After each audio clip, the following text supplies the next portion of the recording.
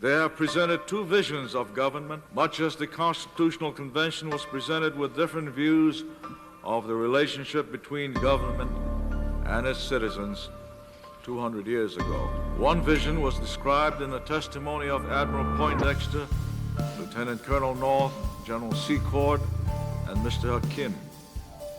That of a secret government, directed principally by NSC staffers, accountable to not a single elected official, including apparently the President himself. A shadowy government with its own Air Force, its own Navy, its own fundraising mechanism, and the ability to pursue its own ideas of the national interest, free from all checks and balances, and free from the law itself.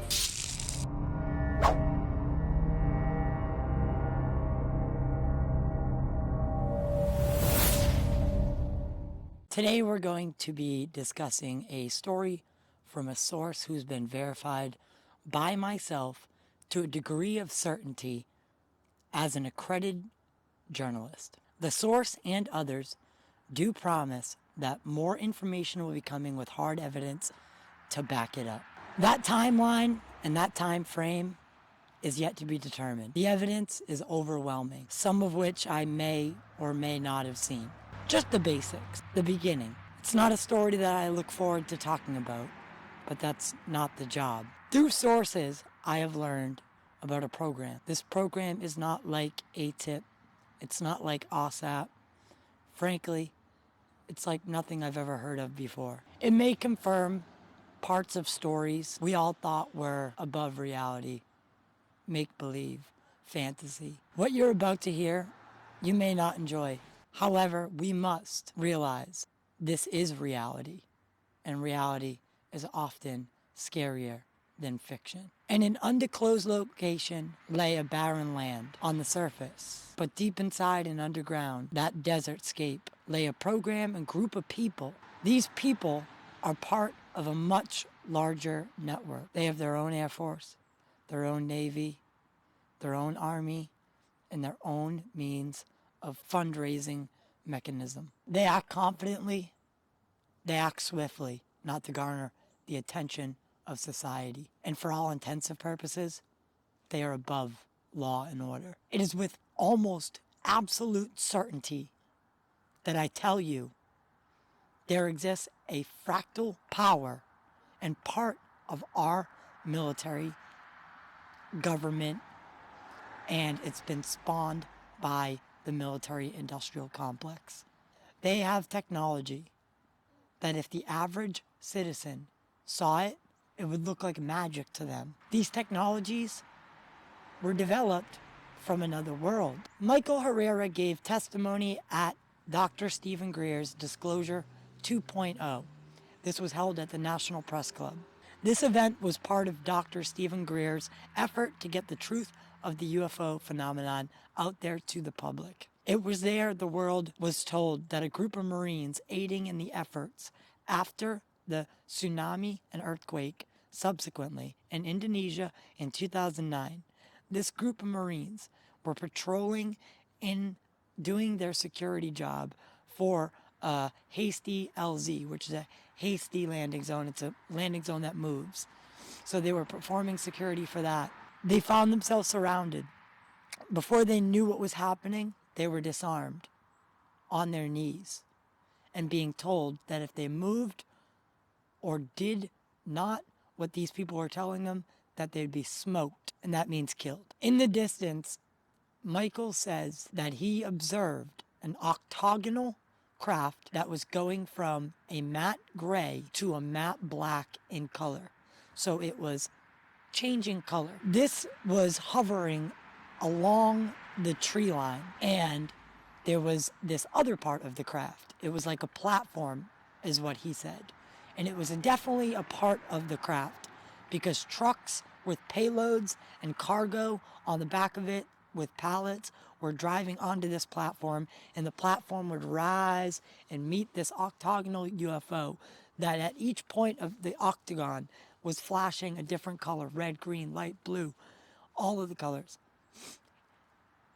These After these pallets were moved in and it moved up with the craft, he observed that the craft flew off or rose above the tree line and flew off to the west at incredible speeds. Within seconds, it wasn't there anymore. And you can hear more of Michael's story that was in a Daily Mail article that is linked below, but he'll also be on the Total Disclosure podcast mid-February to give his testimony and to give more insight into everything that I'm talking about today. Michael described this military group as having American dialects, American accents. Their gear was all black, no insignia, no identification. After all, who were they representing? After the incident in 2009, Michael swore to secrecy with the other group of Marines that they would not talk about what they saw. Michael stayed silent for years, but after Grush and everything that's going on, it was time that he learned his own answers, and he's on his own quest for truth. Michael did not know what was in these crates. He often wondered to himself that it must have been drugs, right? Oftentimes these black programs, what they'll do is their own fundraising mechanisms, as we talked about earlier, that is dealing drugs and weapons to cartels and the bad guys. Unfortunately, that's a reality, and we all know about this. It's been proven that this is the case. So that's what he thought. But another person who came out with to Dr. Greer, a third party who was on the receiving end of those crates, sadly informed Michael through Dr. Greer that it was not drugs and it was not weapons that were in these crates. It was people, living people. They were using the guise of this natural disaster as cover. This group would take individuals, and where would they be going? Well, they'd be transported back to that desert, barren landscape. But why? A small fraction of humanity apparently has an ability.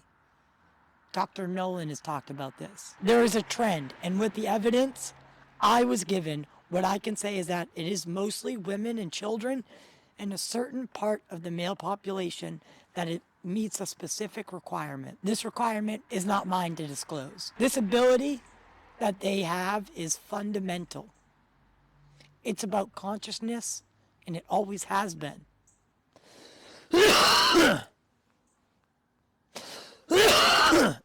We know that the U.S. military and the U.S. government have poured resources into studying consciousness and its abilities, including remote viewing, Project Stargate. There's so much evidence that it's downright absurd that this subject remain in the fringe. Yet it's kept there by the same people who use natural disasters as cover to kidnap people. They sow disinformation. And they take people from third world countries because they're third world countries. Hence the name. They don't have many resources. They make sure that society won't come knocking, won't ask questions. And even if someone does come asking for their family, again, third world country. It's not like they can hop on the internet, hop on a plane, start raising questions, eyebrows. No, it's the perfect cover. This is where the story gets a little bit weird, and even I had trouble believing it. But for the most part, these people that are taken are treated well. But at the end of the day, they're enslaved. They're treated decently, but essentially, like I said, they're enslaved.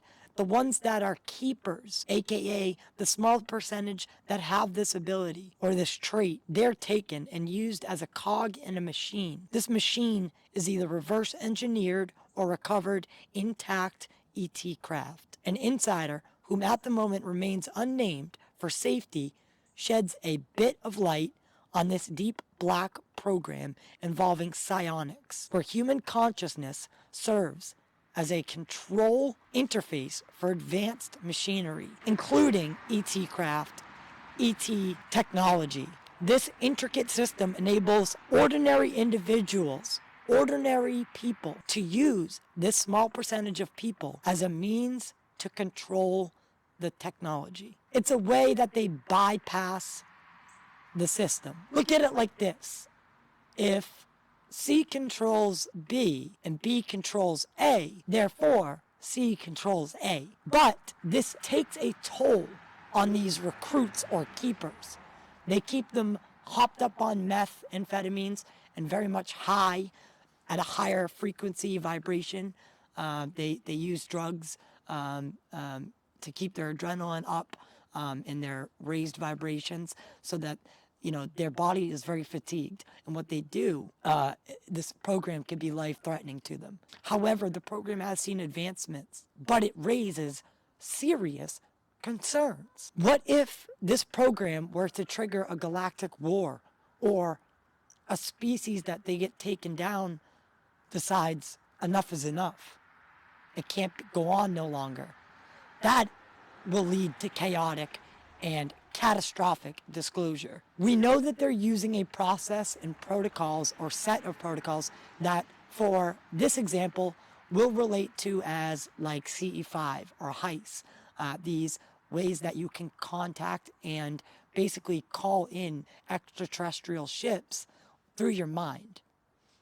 I know it sounds crazy, but we know, and there's a lot of evidence to suggest that this is very, very possible. So in summation, this program is taking and screening refugees for psionic potential predisposition, treating them as biological equipment. EMP weapons research in an unnamed location in the U.S. involves these assets. And this network is large. It touches every part of the system that there is. Government, finance, Hollywood, media. They've got their hands everywhere and their pockets lined.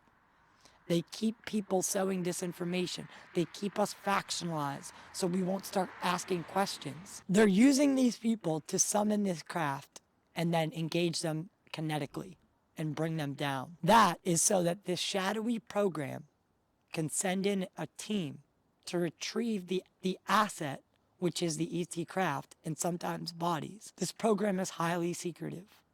It's highly protected, and it operates without any oversight from our government, and it doesn't have accountability. We need to speak up, and we need to get this information out there, because they could be starting a war that we didn't even know was real or possible yesterday. We'll be getting into this more, but guys, follow, like, share, subscribe, review the show, help us out, get the word across. This has been Total Disclosure, and this has been an exclusive news story update.